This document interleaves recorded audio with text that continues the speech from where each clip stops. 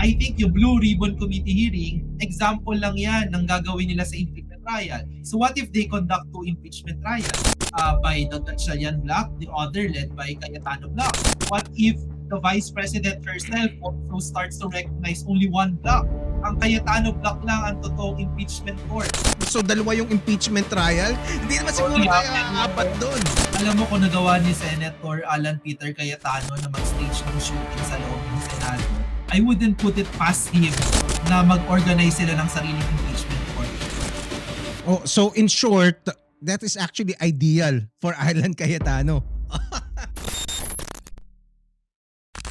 Do you think Cayetano, aside from being a nuisance, may natitira ba siyang baraha?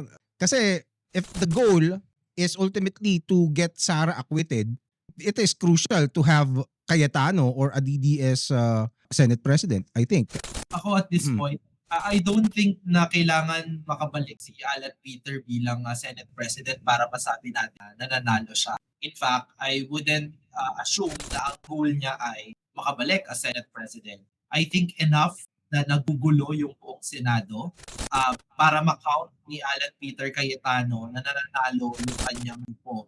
In the sense na, kasi if the goal is just acquittal of the Vice President, meron namang malinaw na pathway yung acquittal ng Vice President kahit hindi sila magpalit ng Senate leadership. No? Kahit pinagpatuloy lang nila na si Kiko Soto yung nag-preside o si Kiko Pangilinan man kasi siya yung inahay, di ba, na maging presiding officer dapat ni Senate President Kiko Soto noon. Meron naman silang, kaya nila makabuo ng numero enough para ma-derail yung any conviction of the Vice President. So I think, mas kinakatakutan nila ay hindi yung acquittal or conviction, not the prospect of that, but the prospect na may highly publicized Senate impeachment trial na makakaapekto sa pagtingin ng publiko kay Sara Duterte at sa kanyang mga kasama at makakaapekto sa kanilang potential sa 2020 elections. No? Kasi makikita ng mga tao yung ebidensya, makikita nila yung mga yung mga aligasyon laban sa ikalawang pangulo, may mga batayan. Diba? Kaya nga hirap din sila sa House House Justice Committee hearing. Wala silang maisagot at nagsastand yung mga allegations na yun because the evidence that has been presented so far, they couldn't really refute it. So I think really, ang aim nito nung Senate leadership change hanggang ngayon ay i-delegitimize yung buong Senado as an institution. Ngayon, halimbawa, pagka natapos to at nangyari yung impeachment trial, anong tingin ng publiko sa Senado? Katiwa-tiwala ba sila? I think yung Blue Ribbon Committee hearing, example lang yan ng gagawin nila sa impeachment trial. So what if they conduct two impeachment trials? One by the Gatchalian block, the other led by Cayetano block. Essentially, that will complicate the entire impeachment trial. And then secondly, what if the Vice President herself also starts to recognize only one block? Ang Cayetano block lang ang totoong impeachment court. Hindi Oo nga, no? So, essentially, they win because it derails the impeachment trial altogether.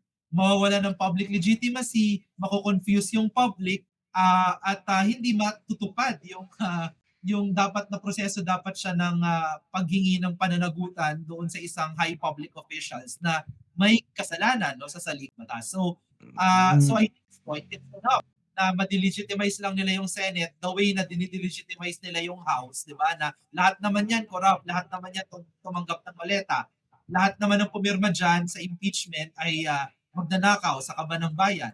Kaya wag nating pakinggan. The same playbook is being done to the Senate na wala tayong pagkakatiwalaan sa Senado at guguluhin natin yung tingin ng publiko. Kaya I think that's so parang ang mahirap dito actually ay na kay Senator Win Gatchalian at sa kanyang grupo yung bola or yung beat, no, if you will, baka move forward sila. Unfortunately, nasa kanya. Kasi every single day na pwedeng mag-Facebook Live si Alan Peter Cayetano at Manggulo is a day na ang tingin ng taong bayan ay magulo yung Senado at hindi katiwa-tiwala yung ginagawa nilang aksyon.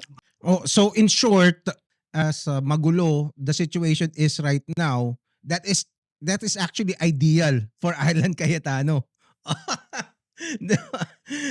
Who wants to... King of the ashes. Sorry.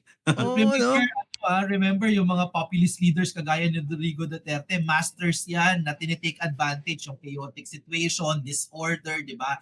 The populist brand is crisis. Pag may crisis, mas tinitingala sila ng tao at mas hinahanap yung tipo ng pamumuno nila. So it might be the end goal, di ba? Chaos and Yes. crisis. And also, like you said, kung magulo ang isang bagay, hindi maiintindihan ng mga tao, and it will always madaming road bumps.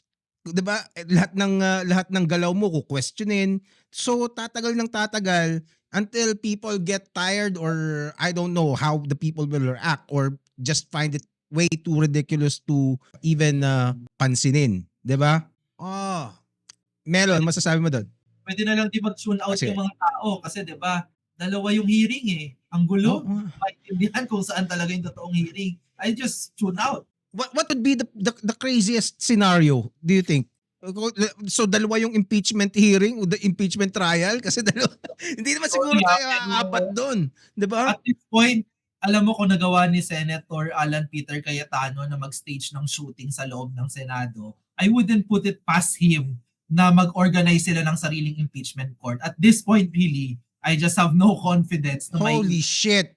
may konsepto pa siya ng restraint, may konsepto pa siya ng alam mo yon, ng legal processes and norms. Kasi napakadaling i-resolve yung problema nila eh. Magkita-kita sila sa session hall, mag-plenary sila, but he doesn't want to. So it's clear he doesn't want it resolved.